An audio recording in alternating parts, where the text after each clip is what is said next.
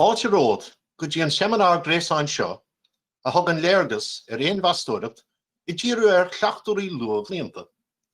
Tugann na léargas seo taide san áire chomh le cinntií cigarí is síomhanna luath álam agus cuairim, agus an cóirle a sholáthraíonn cigarí chun feabhsú a chur chun cinn.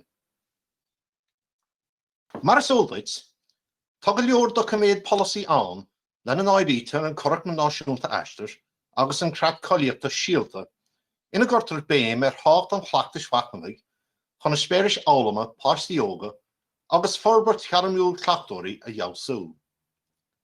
Sa creat cáilíochta an chigareachta dachas luath blianta, áiríte na príomhghréithe den deachchleachtas luath dachas agus a gcuairim luath blianta. Na rítar ann, tácht an chleachtas machnamhach chun ceanáil, breathnóireacht agus cleachtas feabhs a chrórú trí aistear agus síalta agus taide eile Cuid a úsáid.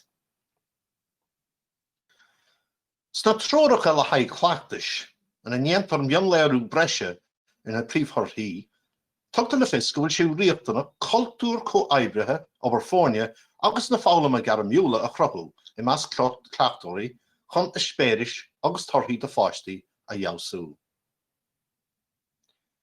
Tá sé tugadh faoi dearg cigarí, go bhfuil go leor cineálacha corcaige agsúla ann maidir le féinmheastóireacht, machnamh agus breathnóireacht I réimse síomhanna luath álama agus cuairim fud na tíre.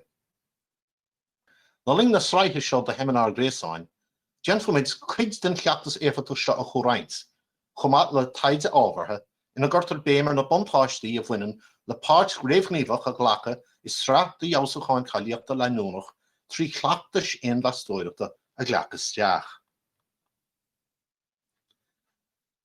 Corfar fáil sa seminár gréasáin seo Intreoir fraticúil phróisis na féinmheastóireachta agus an bhreathnóireacht chun cuidú leat iireachta dhéanamh sa láthair den chaideannas airde a bhaint amach iad a thaobh luath álama agus cuairim. Corfar eolas fáil ann chun tú a phróhrú trí threath de feabhsúcháin cáilíochta is féidir chur a bhaineann sin a réimsí de chleachtas I ggóthíochs do thaobh luath álama agus cuairim. Céir is cleachtas machnamhach mar sin. Is séir letá I gleachtas machnamhach ná an próisis a bhaineann le de bhatna íana de cleachtas agus de ispéiris féin, agus an álam a éiríonn ón bróisis sin. Cuidíonn sé leat tuiscint níos daine a fháil an teannach a bhíonn na strátéisí a úsáidim tú ispéiris álama páistí. Cuidíonn an cleachtas machnamhach leat féin asachta orbert agus léirgus nua a fháil de cleachtas gairmiúil féin. Agus páirtithe bhán rialta sa bhachnamhéinear nó comhoibrithe, cuidíonn sé le feasacht leanúnach láidireachtaí a chun cinn, agus le úsáidim bhainteas dúchláin mar bhealach chun athrú agus feabhsúcháin a dhéanamh. Ní gá gur próisis fada de chuid machnamhach hafada, agus is féidir a chur a bhaim go neamhar miúil agus go nádúra I gleachtas, nuair a bhíonn an bealachas fearr tá I rónach do stíl éonar aimse agad. Tá sé tugadh faoi dearg cigarí go mbeadh go leor cleachtóirí luath blianta úsáid as nótaigreamacha, iris leabhar machnamhacha, leabhar urláir grianghraifadóireachta, tacaíocht agus smaoirseacht, agus uirlisí féinmheastóireachta chun taú na machnamh. Trí ceistena nós cad a inséinte seo dom faoi álan na báistí. Conas is féidir am an taithí seo a feabhsú, agus cad atá teastalúin chun é seo bhainte amach a chur, is féidir taú le smaointeoireacht machnamhach I gleachtas le húil. An bhfuil tú ann smaoinne bhar bhealaí ina darlíonn machnamhéinear agus comhoibrithe I do thaobh luath álama agus cuairim. Déanann féinmheastóireacht an próisis machnamh a dhéanú trí chabhla daoine éonar measúnú nó breithúnas íana gnéithe áirithe den cleachtas. Sé seo an próisis trínar féidir le daoine sos a ghlacha, machna dhéanamh bhfuil fálamtha acha, machna dhéanamh bharnaí aitheanta, agus ceanna na gníomhaíochta don todhchaí a dhéanamh. Bíonn sé mar chuidú ag do chleachtóirí luath blianta éon léargas agus eolas nua a thagann ó bhachnamh a úsáid chun cleachtas a feabhsú agus a spéiris leanaí a chur chun feabhs níos an. Fid bhí diaspóireachtaí gairmiúla saibhre I de cleachtarí luamh blianta a bheith mar thora an féinmheastóireacht. Tá sé tug faoi dearg cigarí go mbeadh go leor suíomhanna luath eolama agus cuairim ar ard chaidán úsáideas achonnaí ó chruair cleachtas aistear síalta chun machnamh comhaibritheach I dheasú le linn cruinnithe fórne, rud a thug an treoir de chóráil le páistí agus tuismitheoirí in íosan chun tacú le fiosúcháin. An féidir leat, smaoinmh roinnt samplaí dúireanta thug tú faoi cleachtas machnamhach nó féinmheastóireacht. An gcuireann tú amaileacht taobh chun tuairimí na páistí a fháil, nó an úsáideann tú breathnóireacht ar thúgra chun tacú de cleachtas féin a orbairt. Archamuid inis ar na fáhanna go mbíonn sé ina bhuntáiste machnamh a dhéanamh ar cleachtas chun cáilíochta dheasú is siomh luath eolama agus cuairim.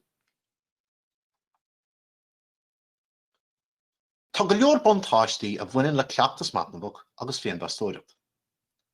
Agus cultúr machnamh agus afreithnithe á bhunamh sa siomh, bíonn siad an tácht tuiscint a bheith agad ar an tionachar dearfach a d'fhéadfadh go bheith ag an bróisis ar thorthaí níos fearr de fáistí a bhaint amach.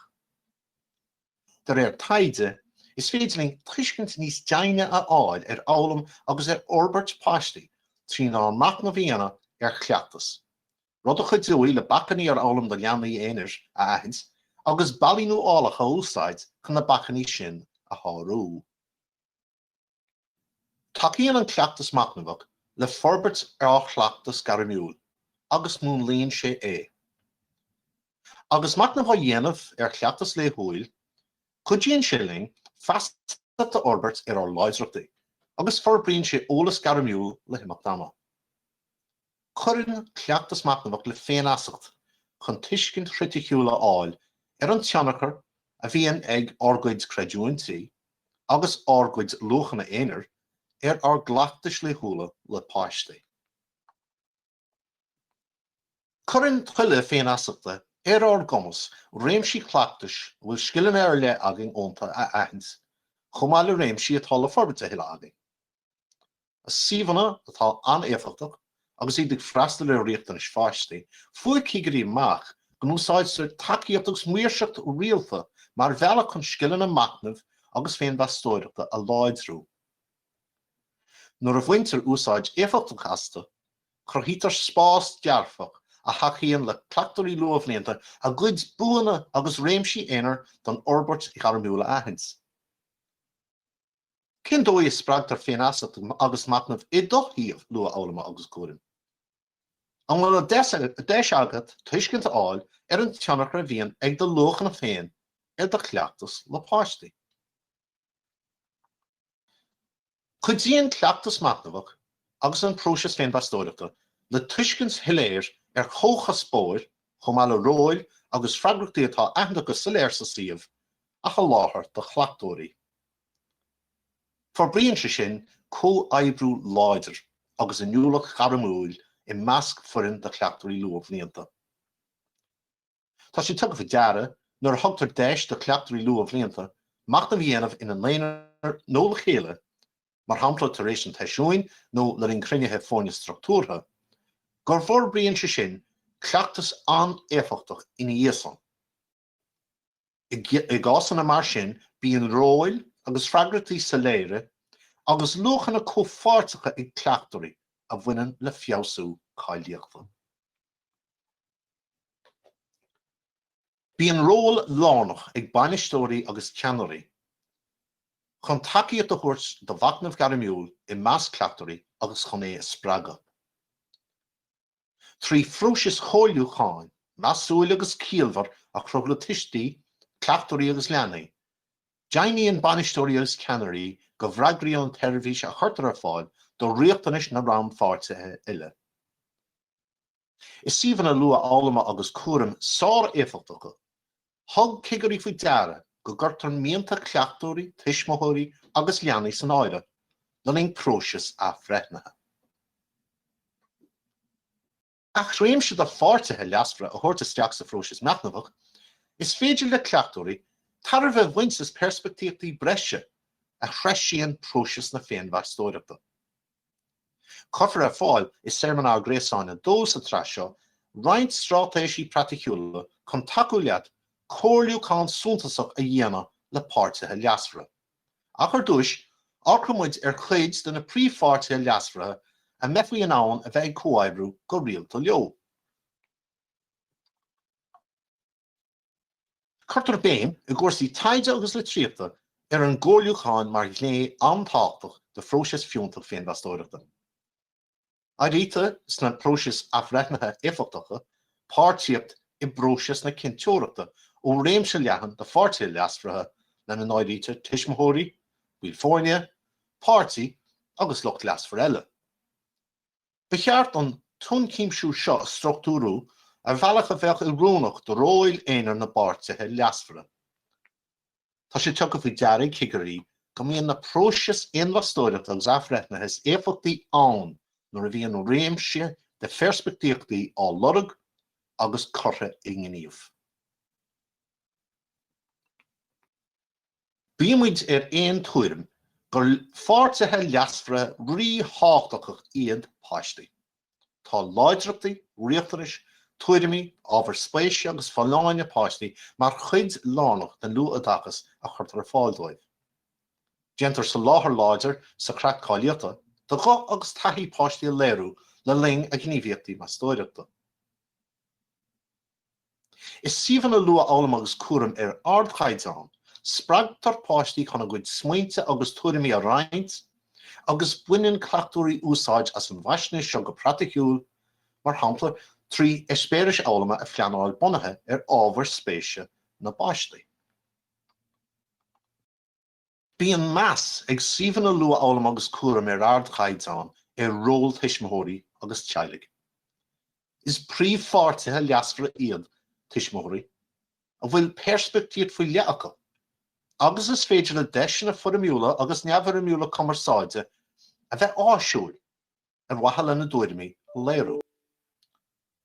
Treisítar rólánach an chleachtóra leomhlíonta mar chuid san taide, agus mar chuid dá grataí cáilíochta agus corpna náisiúnta síalta agus eistir.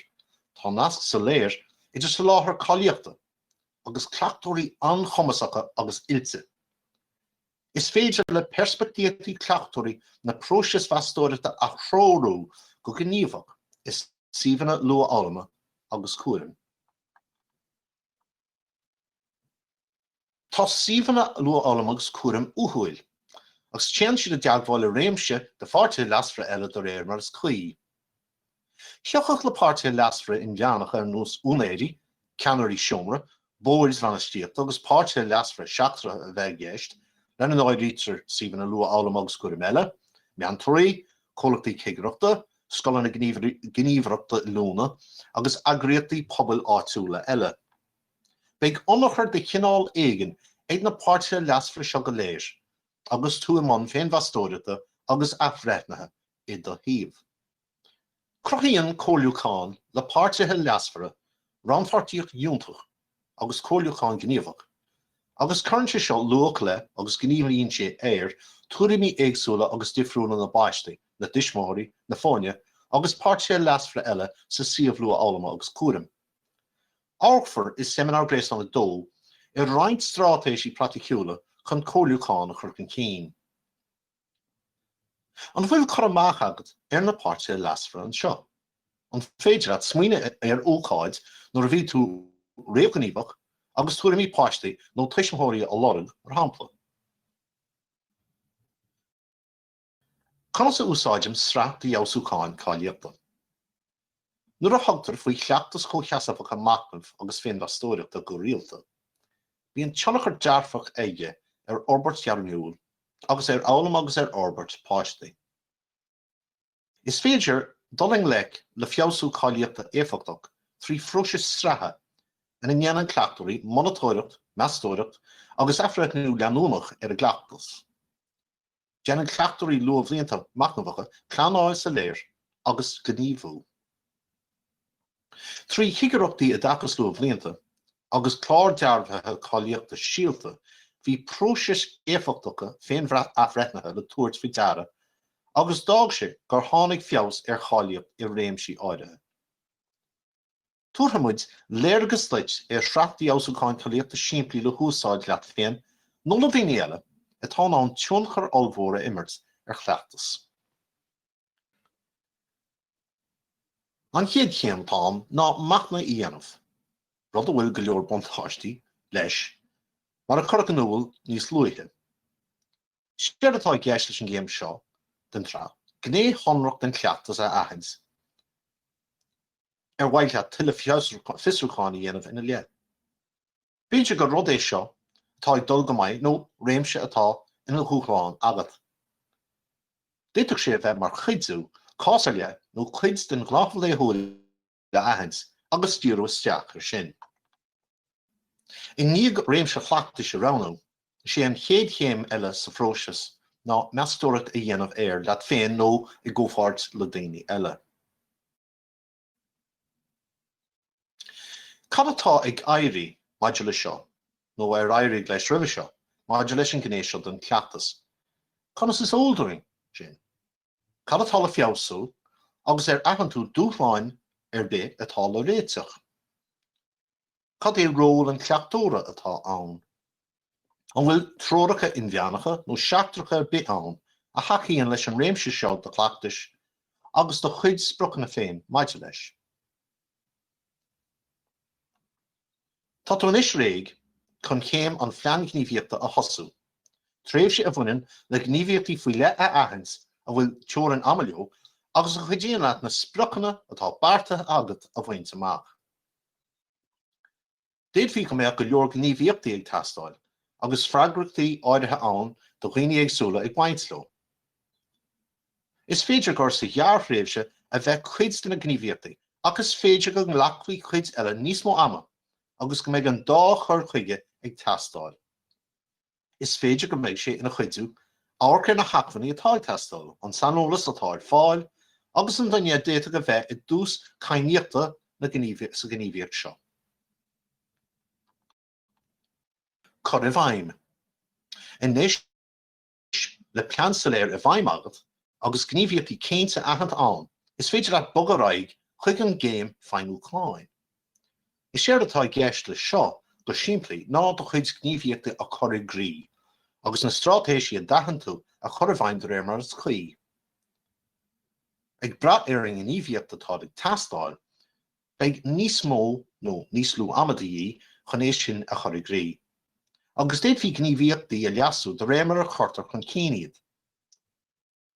Chun fadhbanna a réiteach le linn na céime seo, beidh cumarsáid ar gol chun céin agus ar chúchláin a cheochaí chun céin tábhachtach.